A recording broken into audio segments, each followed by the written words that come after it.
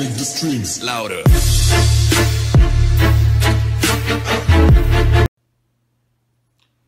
안녕하십니까. 경희대학교 국제대학원의 이영조 교수입니다. 제가 다른 그 유튜브 동영상에서 말씀드린 대로 오늘부터 라틴 아메리카의 정치 경제에 대해서 역사적으로 한번 짚어보려고 합니다.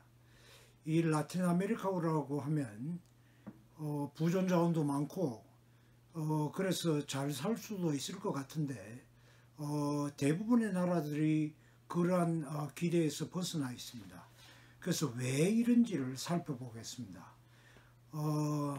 이야기를 시작하기에 앞서서 제가 프롤로그로 이 날개가 있는 것도 추락한다, 날개가 있어도 추락한다는 제목으로 아르헨티나에서 2001년에 일어난 사건 하나를 먼저 소개해 올리겠습니다.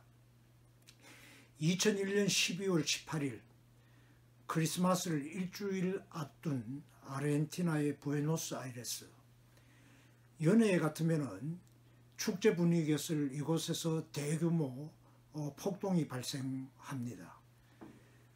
폭동은 아주 단순합니다. 배고픔을 참지 못해서 슈퍼마켓을 습격한 시민들한테 경찰이 발포를 한 겁니다.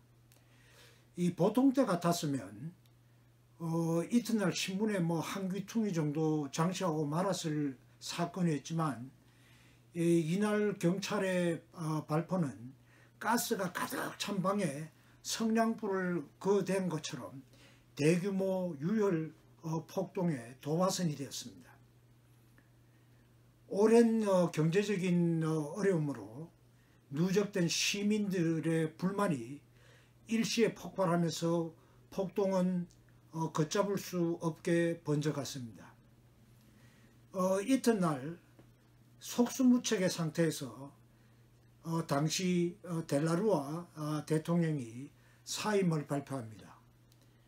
거기서 끝난 게 아니라 그 이후 11일 동안 열하루 동안 무려 5명의 대통령이 줄줄이 사임하는 그런 극도의 혼란상이 빚어졌습니다. 다른 나라도 아니고 아르헨티나에서 어떻게 이런 일이 일어날 수 있단 말이냐, 이렇게 당연히 생각이 들 겁니다. 아르헨티나가 어떤 나라입니까? 온화한 기후, 기름진 땅, 풍부한 자원, 그야말로 천혜의 땅입니다. 당연히 아르헨티나는 20세기 전반까지만 해도 세계에서 손꼽히는 부자 나라였습니다. 이미 1930년대에 문자 해득률이 90%를 넘어섰습니다. 당시에 영국 같은 데보다 훨씬 더 문자 해득률이 높았습니다. 그래서 아르헨티나는 이웃의 브라질과 마찬가지로 남미판 아메리칸 드림의 나라였습니다. 우리도 잘 알고 있는 엄마 찾아 산말리라는 만화 영화가 있죠. 근데 그 만화 영화는 바로 돈 벌기 위해서 엄마를 찾아 나선 소년이, 이태리 소년이 겪게 되는 여러 사건들을 그린 작품입니다. 그만큼 아르헨티나는 가난한 유럽 사람들에게 기회의 땅으로 여겨졌다는 이야기입니다. 그랬던 아르헨티나가 먹을 게 없다고 폭동이 일어나다니 이게 말이나 되는 일입니까?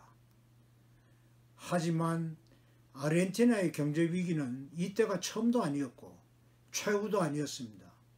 위기는 단속적으로 이어졌습니다. 아르헨티나는 지난해에도 IMF로부터 560억 달러, 우리 돈으로 한 65조 되는 돈을 긴급 지원받아 가지고 국가 부도를 간신히 모면했습니다. 아르헨티나 같은 나라가 에서 왜 이런 위기가 계속되는가? 당연한 의문이죠. 전문가들도 굉장히 궁금해합니다. 사실 오스트레일리아하고 아르헨티나를 비교하는 나라도 많아요. 오스트레일리아는 발달했는데 왜 아르헨티나는 그렇게 됐는가? 굉장히 궁금해하는 대목입니다. 그래서 아르헨티나 사람들은 이렇게 이야기를 합니다.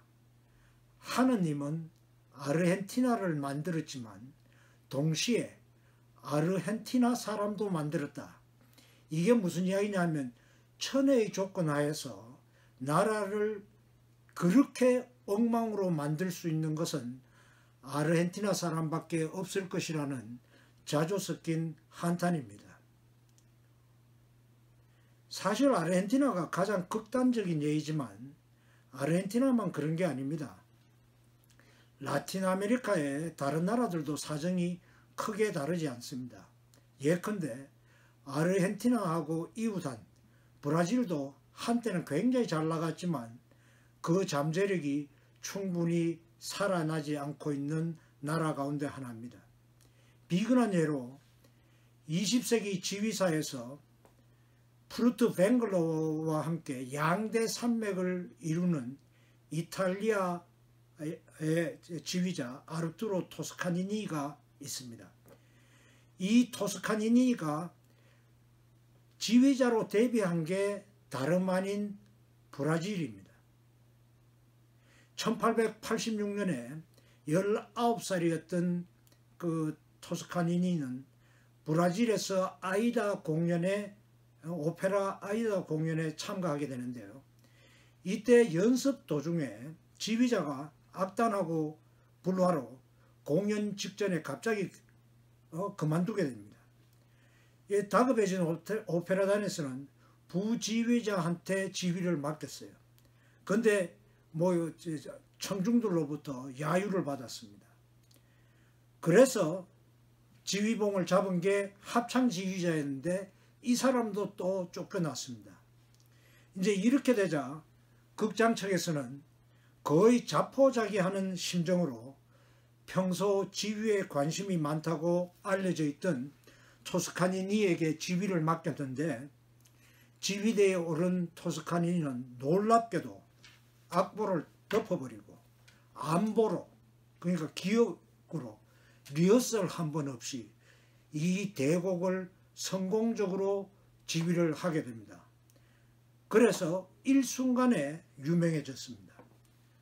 근데 중요한 거는 이 토스카니니의 공상 만화 같은 출세담이 아니고 당시 유럽의 유명한 오페라단이 출장 공연을 갈 만큼 브라질이 경제적으로 호황을 누리고 있었다는 점입니다. 바로 이런 브라질이었기 때문에 브라질은 흔히 미래의 나라라고 이렇게 불렸습니다. 그런데 그 미래는 문자 그대로 아직도 오지 않는, 그 미라는 건 아직 미자죠. 그러니까 아직도 오지 않는 나라로, 미래가 아직도 오지 않는 나라로 남아 있습니다. 아무튼 이 남미는 한때 북미보다 훨씬 더 잘 살았습니다. 평균 수명을 비교하면 아는데요. 미국 독립할 때 평균 수명이 30 몇 세입니다. 그러니까 40이 안 넘었는데 이미 남미 많은 나라에서는 평균 수명이 40세가 넘었습니다. 그랬던 아르헨티나가 그렇던 남미의 여러 나라들이 지금은 모두 그 잠재력을 살리지 못한 채 실패의 상징으로 전락해 버렸습니다. 한국에서 뭐든지 잘못되면 남미를 타산지석으로 삼아야 된다, 이런 이야기 하지 않습니까? 최근에는 베네수엘라를 봐라, 이런 이야기들을 많이 하는데요. 아무튼 남미는 이제 실패의 상징이 됐습니다. 칠레의 경우에는 이때까지 법칙을 증명하는 예외다 라고 할 정도로 굉장히 잘 나갔습니다. 특히 그 피노체트 군부 독재 이후에 굉장히 잘 나갔는데, 그 칠레에서도 최근에 대중교통요금 50원 올린 게 발단이 돼 가지고 지금 대규모 시위와 폭동이 이어지고 있습니다. 이게 칠레만 그런 게 아니에요. 지금 뭐 안데스 지역에 많은 나라들에서 지금 시위가 일어나고 있습니다. 왜 라틴 아메리카는 이렇게 실패의 대륙이 되었을까요? 그 이유는 뭘까요?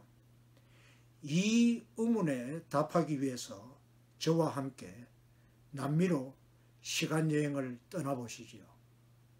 2부에서 계속하겠습니다. 감사합니다.